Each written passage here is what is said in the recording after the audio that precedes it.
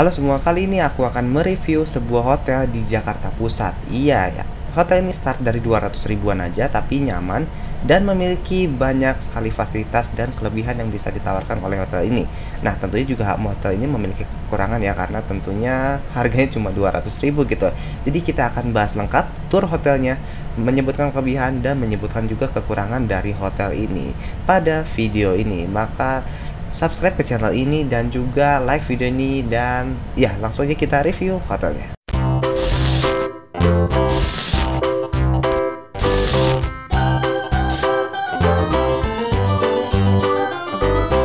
This old man, he played one, he played knick-knack on my thumb with a knick-knack, paddywhack, give a dog a bone. This old man came rolling home.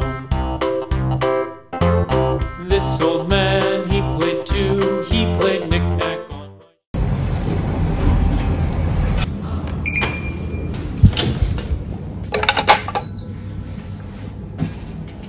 Wow, itu semoga terkenal banget sih.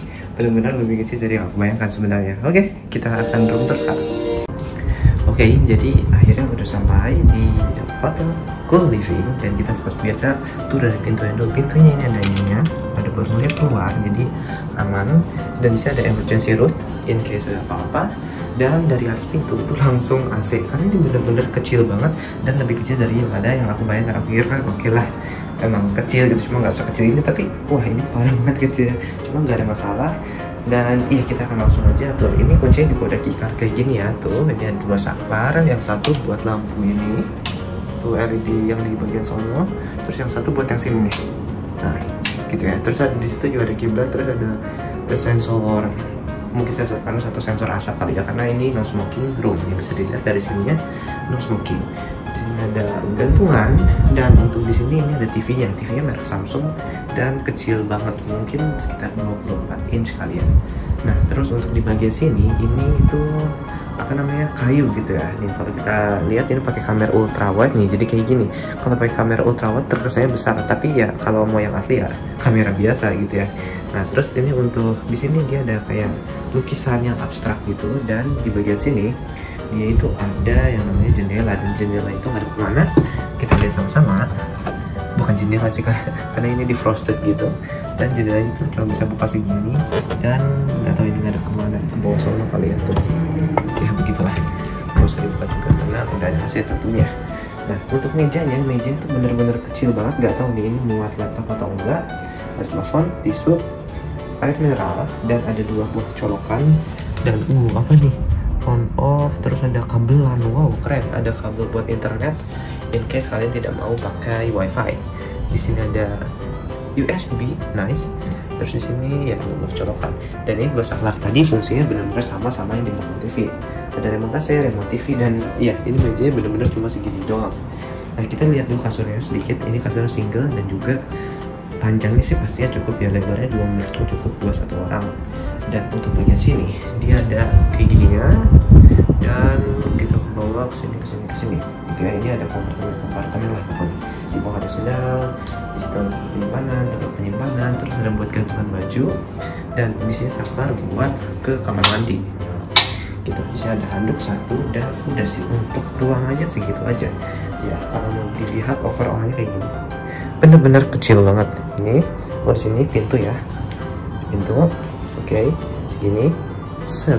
Bener-bener kecil banget, bahkan tanganku aja hampir bisa nyentuh bagian sono gitu ya. Waduh, di sini langsung kita bahas aja kamar mandinya. Kamar mandinya itu kita pakai sliding door gitu ya. Kamar mandinya itu pakai pintunya sliding door ya, tentunya buat menghemat tempat atau menghemat space. Nah, kita lanjut ke kamera biasa.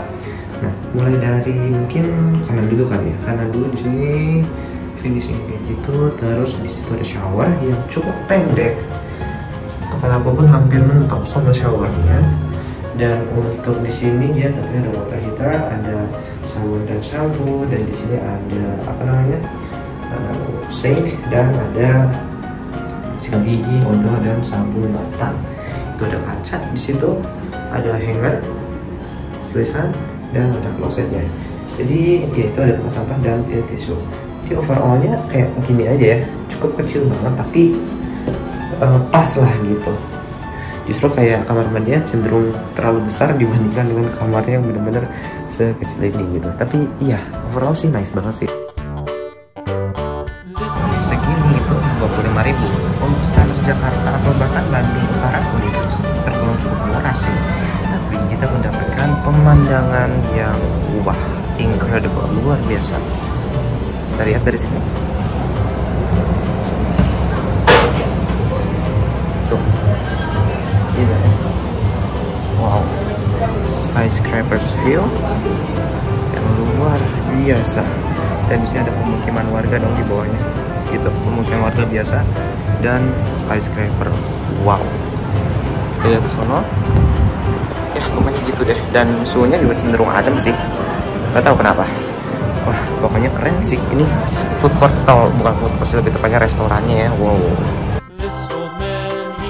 Nah, setelah tur hotelnya dan ngeliatin restorannya, kita akan langsung aja membahas kekurangan dan kelebihan. Pertama-tama, aku akan membahas dulu kekurangannya nih. Ini cukup kerasa banget bagi kalian yang pakai mobil ya. Jadi kesini tuh aksesnya tuh bener-bener jalannya kecil semua, mau dari Plaza Indonesia, mau dari Jalan Tanah Abang dan juga semacamnya itu bener-bener kecil banget. Ini contohnya aku dari Plaza Indonesia nih, baru dari Plaza Indonesia karena memang deket banget, cuma 800 meter. Tapi karena mau jalan dan kelihatannya memang jalanannya itu kurang memadai ya untuk pejalan kaki gitu ya, karena agak-agak sepi gimana gitu. Jadi aku memutuskan pakai mobil. Nah, pulang dari Plaza Indonesia ini ke hotelnya itu bener-bener agak repot karena banyak trafiknya, banyak mobil yang berpapasan, tapi jalannya itu cukup kecil. Dan iya, apalagi mobil yang lebih besar pastinya akan cukup kesulitan di sini. Dan mungkin yang baru belajar juga ini akan sangat challenging karena memang jalannya cukup kecil dan akses untuk hotelnya seperti ini. Nah, jadi ini parkirannya. Nah, kayak gini ya. Ini kecil banget parkirannya, cuma bisa mobil lagi di sebelah, atau mungkin sebenarnya itu parkir motor sih.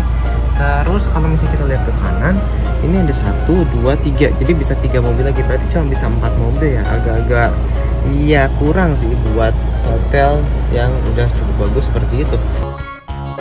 Mejanya, meja ini kecil banget. Bisa dilihat kalau misalnya kita lihat dari sini.